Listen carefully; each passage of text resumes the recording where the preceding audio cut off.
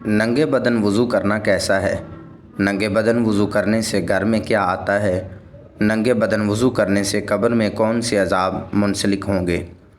بسم اللہ الرحمن الرحیم۔ السلام علیکم ورحمۃ اللہ وبرکاتہ۔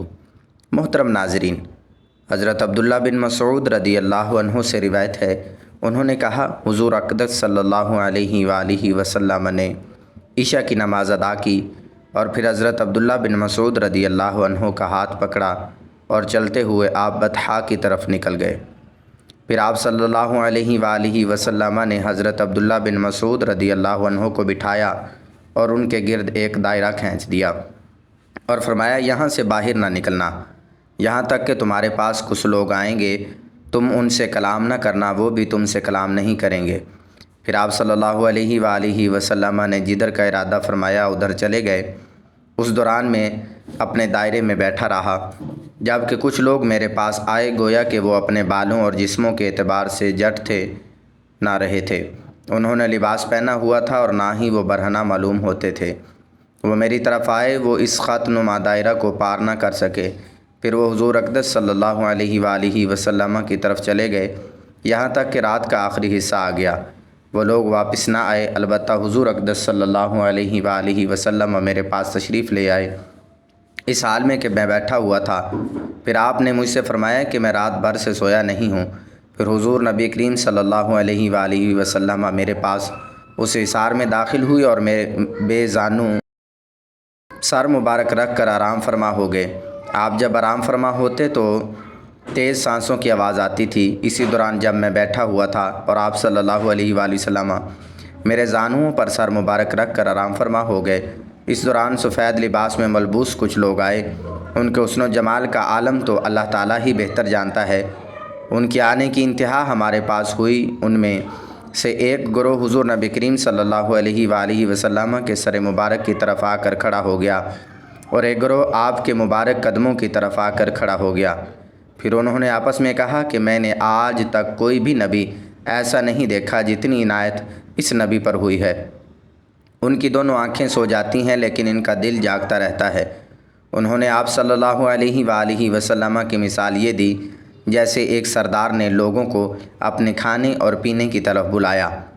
جن لوگوں نے ان کی دعوت قبول کی تو اس کا کھانا کھایا اور اس کی سبیل سے پانی پیا، اور جس نے اس کی دعوت قبول نہ کی تو اس نے عذاب پایا۔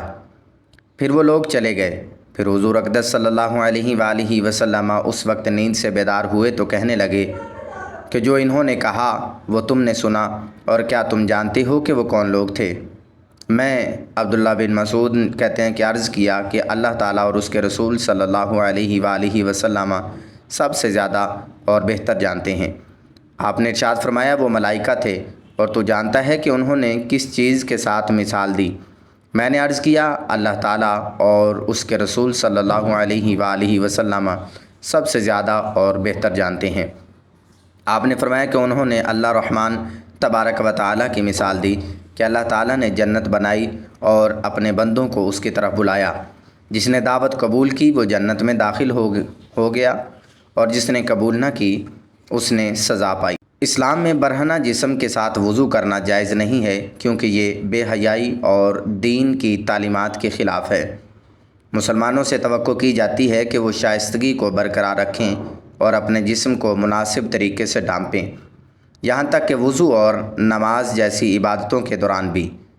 نبی کرم صلی اللہ علیہ وآلہ وسلم نے وضو کے دوران جسم کو ڈھانپنے کی اہمیت پر زور دیتے ہوئے فرمایا، اللہ تعالیٰ اس شخص کی نماز قبول نہیں کرتا جو اپنی شرمگاہوں کو نہیں ڈھانپتا۔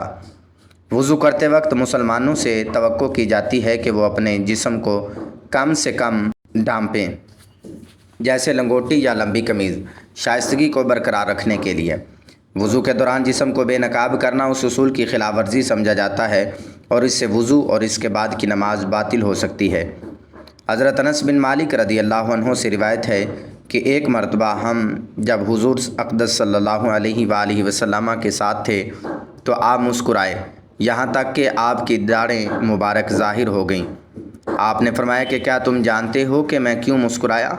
صحابہ کرام رضوان اللہ تعالیٰ علیہم اجمعین نے عرض کیا، اللہ تعالیٰ اور اس کے رسول صلی اللہ علیہ وآلہ وسلم سب سے زیادہ بہتر جانتے ہیں۔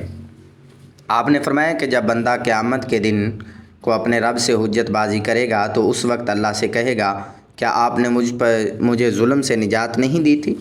اللہ فرمائے گا کیوں نہیں؟ تو بندہ کہے گا کہ صرف میرے جسم سے ہی گواہی لی جائے تو اسے کہا جائے گا ٹھیک ہے، آج کے دن تیرے لیے تیرا نفس ہی کافی ہے اور تجھ پر تیرا نفس ہی معتبر ہے۔ چنانچہ اس کے منہ پر مہر لگا دی جائے گی اور اس کے اعضاء سے کہا جائے گا کہ کلام کرو، تو وہ اس کے اعمال کے بارے میں سب کچھ بتائیں گے۔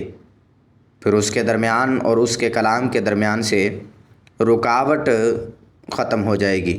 جو منہ سے مہر ہٹا دی جائے گی تو وہ اپنے اعضاء سے کہے گا تم غارت ہو، تمہیں ہی تو بچانے کے لیے میں جگڑ رہا تھا۔ تفسیر ابن ابی حاتم تحت سورۃ النور آیت نمبر 26۔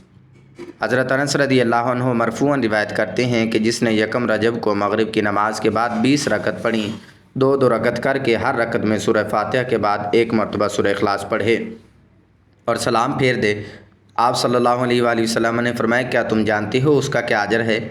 جو مجھے حضرت جبریل امین علیہ السلام نے آ کر بتایا۔ ہم نے عرض کیا اللہ تعالیٰ اور اس کے رسول صلی اللہ علیہ وسلم سب سے زیادہ بہتر جانتے ہیں۔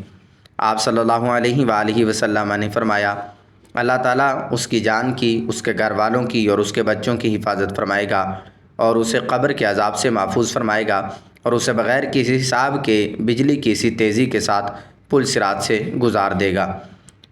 حضرت انس بن مالک رضی اللہ عنہ سے روایت ہے کہ انہوں نے کہا کہ میں حضور اکرم صلی اللہ علیہ وآلہ وسلم کی خدمت میں ایک حلقے میں بیٹھا ہوا تھا کہ ایک آدمی کھڑا ہو کر نماز ادا کر رہا تھا۔ چنانچہ جب اس نے رکوع اور سجدہ ادا کر لیا اور تشہد مکمل کر لیا تو اس نے اپنی دعا میں یہ کلمات ادا کی یا حی یا قیوم۔ تو حضور اقدس صلی اللہ علیہ وآلہ وسلم اپنے صحابہ کرام رضوان اللہ علیہم اجمعین سے ارشاد فرمایا تم جانتے ہو کہ اس نے کچھ چیز کے ساتھ دعا مانگی ہے؟ صحابہ کرام نے عرض کیا اللہ اور اس کے رسول صلی اللہ علیہ وآلہ وسلم سب سے زیادہ بہتر جانتے ہیں۔ آپ صلی اللہ علیہ وآلہ وسلم نے ارشاد فرمایا مجھے اس ذات کی قسم جس کے ہاتھ میں میری جان ہے، اس نے اللہ تعالیٰ کے سب سے بڑے نام کے ساتھ دعا کی ہے۔ جب بھی اس نام کے ساتھ دعا کی جائے تو اللہ تعالیٰ قبول فرماتا ہے اور جب بھی اس نام کے ساتھ مانگا جائے تو اللہ تعالیٰ عطا فرماتا ہے۔